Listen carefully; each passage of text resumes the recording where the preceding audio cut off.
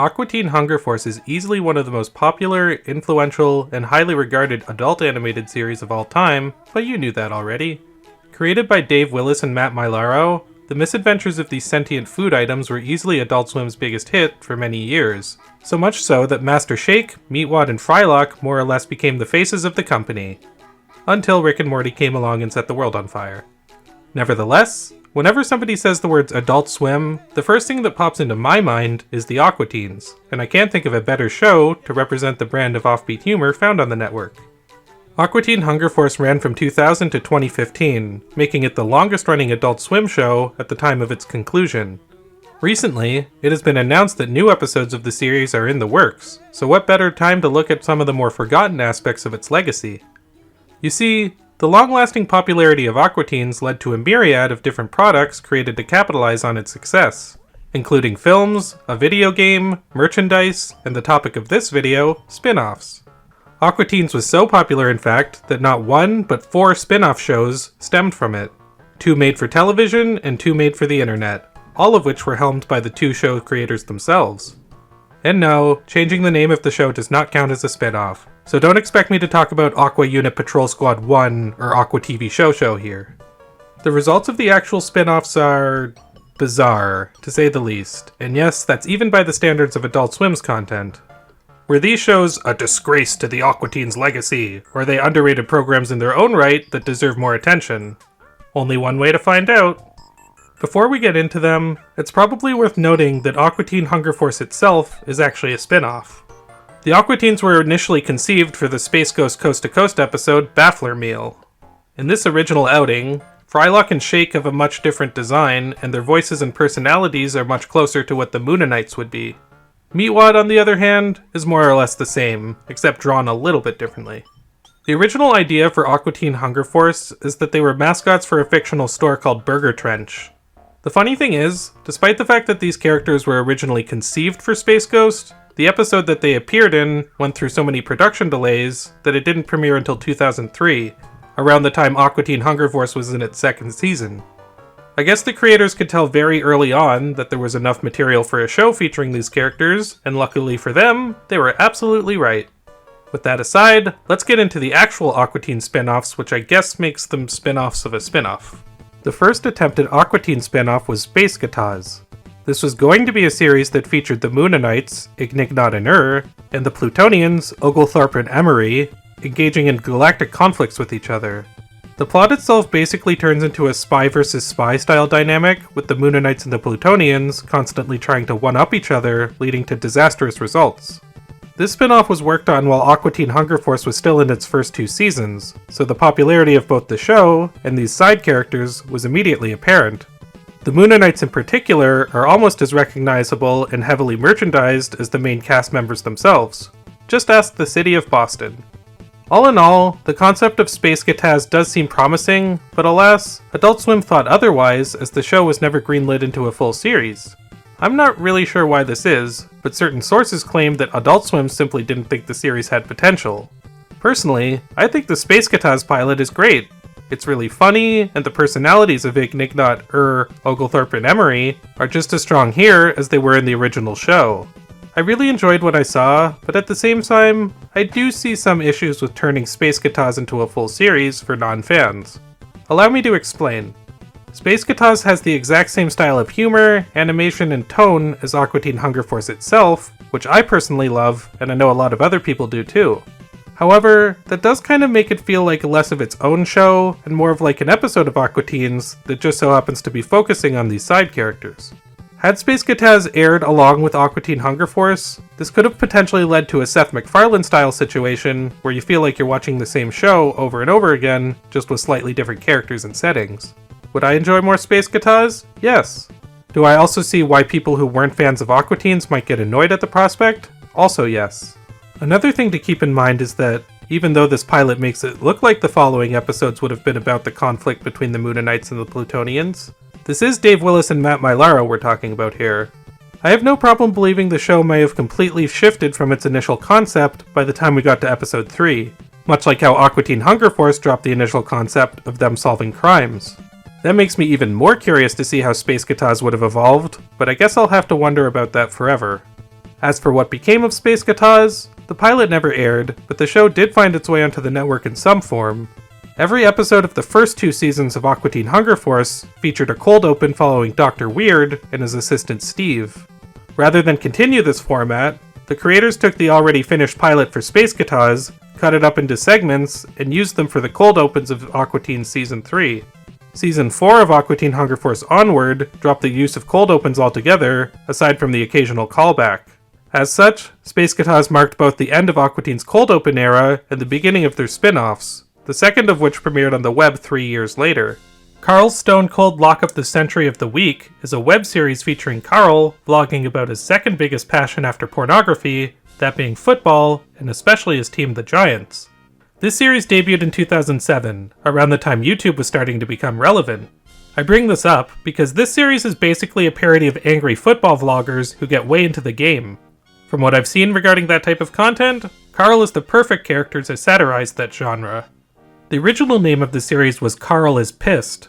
It started off with the catchphrase, "I'm Carl, and I'm pissed."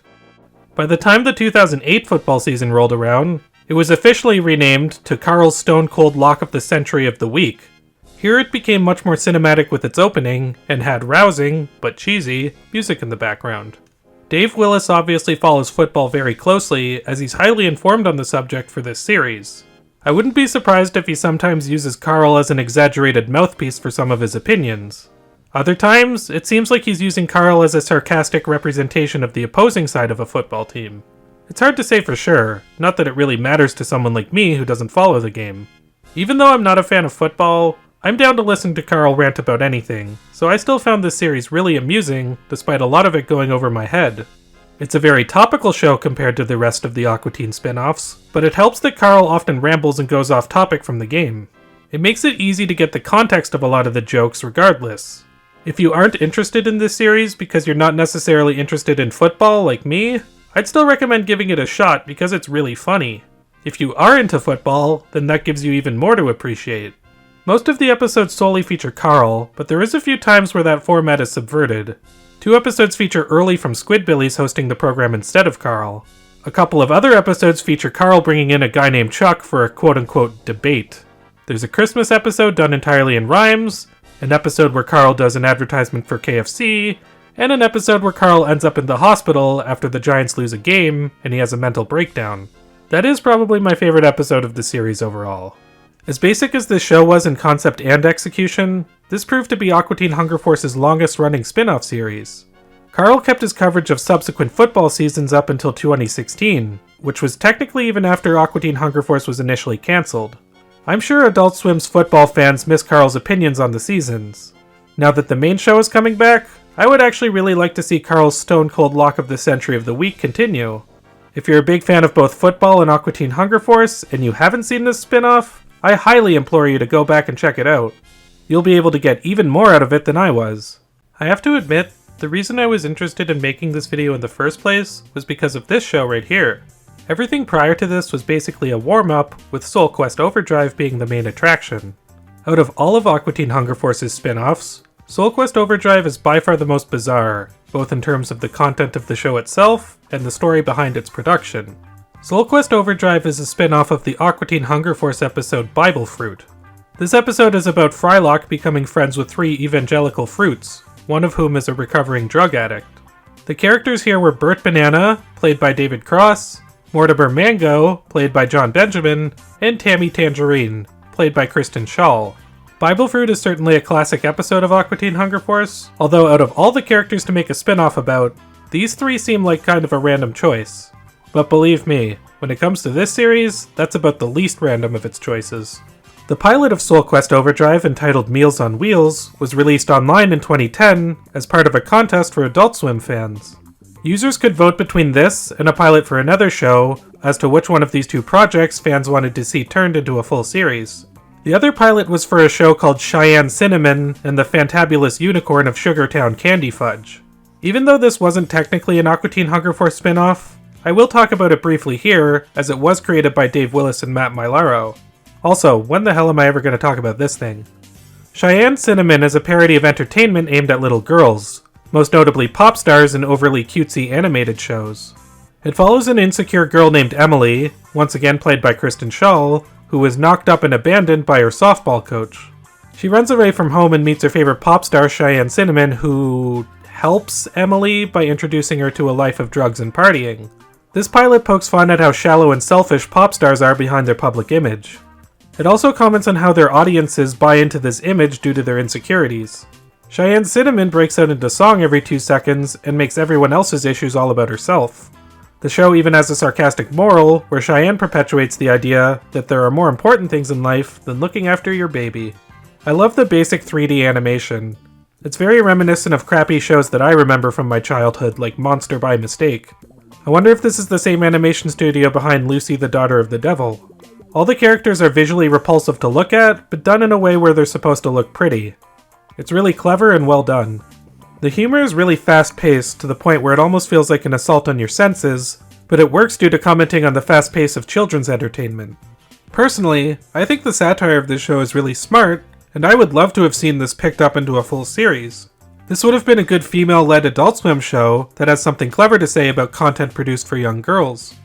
Regardless of what you thought, the fate of this show seemed like it was really in the hands of Adult Swim fans. Between this and Soul Quest Overdrive, only one of these two options was supposedly going to be picked up into a full series. The contest was held and the results came in. The winner was Cheyenne Cinnamon and the Fantabulous Unicorn of Sugar Town Candy Fudge. Wait, what? Cheyenne Cinnamon won? But Adult Swim never greenlit that series. Soul Quest Overdrive, on the other hand, got picked up for more episodes by the network. What was the point of this contest? Was it a publicity stunt, or was this supposed to be a prank on the audience by picking the show that lost? If it's the latter, then in my opinion, this was not a clever method of doing that. It's just a bait and switch. Regardless of the intent, this was really stupid. Adult Swim seems to think so themselves, which I'll get to a little bit later. Alright, I tried not to jump the gun here, but as you can probably tell from my tone, I didn't particularly care for Soul Quest Overdrive. From what I've seen, this is easily the worst thing that Dave Willis and Matt Mylaro have ever made, and I've watched a lot of their projects. Not that I blame them for this, though. Adult Swim were the ones that picked up this show instead of the other pilot which got better reception. When I first watched Soul Quest Overdrive, my mind more or less melted. I gave up on trying to take notes right away, because I knew I was going to have to let this sink in, which isn't necessarily a bad thing, but it is kind of in this context. Soul Quest Overdrive claims to be a spin-off of the Bible Fruit episode, but I'm not even sure I would consider it as such.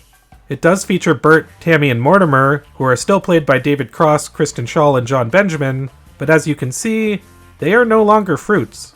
The creators decided to change them into sports equipment for some reason. They also aren't devout Christians anymore, or at least, that's never really brought up in the show. Think about that for a second. You have the side characters from a TV episode whose only real personality traits were that they were devoutly religious and mentally unhinged. You take those characters, make them the focus of a spin-off, and take away one of their two personality traits. Like the nerd always said, what were they thinking? But Bert, Tammy, and Mortimer are not the only stars of this cast, as they are joined by Mick, played by Gavin McInnes.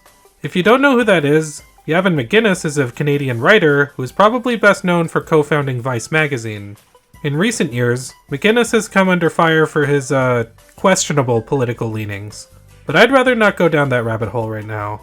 What I really want to focus on is the decision to cast him as Mick back in 2011, as that's what this video is about. First off, Gavin McInnes is a lot of things, but an actor is not one of them. I don't mean that as a dig, I mean that he literally never had a single acting credit before Soul Quest Overdrive. The only time he appeared on television at all before this was when he was cast as the judge of the Kenny vs. Spenny competition Who is Cooler, which was not an acting gig. Secondly, throughout the series, Mick has this really awful fake Scottish accent for some reason. So not only did they go out of their way to hire a magazine writer who wasn't an actor to be one of the stars of this show, but they also went out of their way to get a Canadian to do a Scottish accent for no reason. Like the nerd always said, what were they thinking? Alright, I'm done with the Game Dude clips. I watched Soul Quest Overdrive with my brother, and about halfway through, he commented that he thinks this show is what people who don't like Aqua Teen Hunger Force think that show is like as a whole. A bunch of random noise and nonsense. I do have to say, I see his point. Aqua Teen Hunger Force is a show where pretty much anything can happen for any reason. There are no boundaries, no rules, no restrictions. However, as much as I love the randomness of it all, that's only a small part of what makes it so great. The core of why the show works so well is because of the strong dynamics between Shake, Meatwad, Frylock, Carl, and whoever else they come across. Soul Quest Overdrive doesn't have that same strong character interaction, despite starring 3 very talented comedians and a crazy journalist. As such, it really feels like weirdness on top of weirdness, and nothing else really. There are some funny moments here and there, especially from David Cross, but not enough to make this an enjoyable experience to sit through. The first 4 episodes of Soul Quest Overdrive premiered on Adult Swim on May 24th, 2011. Apparently, it did not go over well, because no further episodes were broadcasted after that, despite 2 more being confirmed to exist. The original pilot for Soul Quest Overdrive has been released online since then, but the other 2 episodes that were supposed to appear in the season have not been made public in any way, shape, or form. I do hope Adult Swim does release these lost episodes eventually, but only because I'm big on media preservation. I'm certainly not itching to see any new episodes of Soul Quest Overdrive, because I thought this show sucked soccer balls. Maybe you'll get more out of it than I did, but I do not recommend this series as anything beyond a curiosity. Soul Quest Overdrive may have been a failure in my eyes, but there was one more Aqua Teen spin-off which was produced afterward. Did this one fare any better? In 2022, 7 years after the cancellation of the show, Aqua Teen Hunger Force returned to the web once again for a series called Aquedonk Side Pieces. These are small segments that follow side characters from previous Aqua Teen episodes, including the Moonanites, the Plutonians, Hand Banana, Markula, Happy Time, the cybernetic ghost of Christmas Past from the future, and many more. Shake, Meatwad, Frylock, and Carl do appear in the series as well, but they are usually the side characters in these stories. This series is kind of a deep cut for Aqua Teen fans. It's better if you're more familiar with the show itself. The satire of Aquedonk Side Pieces is that it's supposedly tying up loose ends when it comes to the fates of these characters. Since Aqua Teen Hunger Force plays fast and loose with its continuity, there were no loose ends to tie up in the first place. It's really funny. I actually quite like this format. This is kind of like if Spacecataz or Soul Quest Overdrive were an anthology series, wherein every episode focused on a different side character. Perhaps that's the format those previous shows should have gone with. I think it goes to show how strong these characters are, that they can all hold stories of their own, without the constant use of the main cast. There are times in this series where the characters remark about how much time has passed since their initial appearances, so it does have some continuity with the original show, in that weird way that Aqua Teen does continuity. Some characters have been doing well for themselves, such as the Moonanites being the star of their own video game, and MC Pants starting up his own university. David Cross also appears once again as Happy Time, marking his first appearance on Adult Swim since the Icelandic Ultra Blue controversy. Carl is seen working at several different jobs in these side pieces, possibly referencing how he's been out of work since the cancellation of their original series. I don't think I really have a whole lot to say about Aquedonk Side Pieces, other than it's really funny. These shorts really capture the humor of the original show, and after no new Aqua Teen Hunger Force content for years, this was a really good way to bring back the spirit of the series. I would say out of all of these spin-offs, Aquedonk Side Pieces is the closest to Aqua Teen itself, which isn't necessarily a bad thing given the context of when the show came out. If you happen to miss the series when it premiered last year, I'd highly recommend going back and rectifying that. So those were Aqua Teen Hunger Force's forgotten spin-offs, and I gotta say, those were really fun to look over. 3 out of 4 of these spin-offs were legitimately good, and Soul Quest Overdrive was so batshit insane that I couldn't help be fascinated by it. It was also through that I discovered Cheyenne Cinnamon and the fantabulous unicorn of Sugartown Candy Fudge, which I also really enjoyed. With new episodes of Aqua Teen Hunger Force in the works, it's very possible we also could be gearing up for new spin-offs, or even seeing some of these old series returning. In particular, I'm really hoping for Carl's Stone Cold Lock of the Century of the Week to start up once again. Whatever the future holds, at least we know the legacy of Aqua Teen Hunger Force will continue to live on in some form going forward. All the more reason they were... Also, I lied about the Game Dude clips. Alright. And then she's like, alright, forbidden penis. Alright. Forbidden penis on the side of every other penis on this planet. Is this all y'all do up in Canada? We speak French. Sometimes. Pretty much this, though. Special thanks to our Patreon supporter, I guess, for supporting us financially. We're past 2,000 subscribers now, so that's awesome. If you'd like to help support us, please subscribe to the channel. All the views are great. Let's see, we've got Patreon, we've got PayPal, we've got a great Discord, which I'm hoping that we can grow. Yeah, that's about it, really. And remember, tonight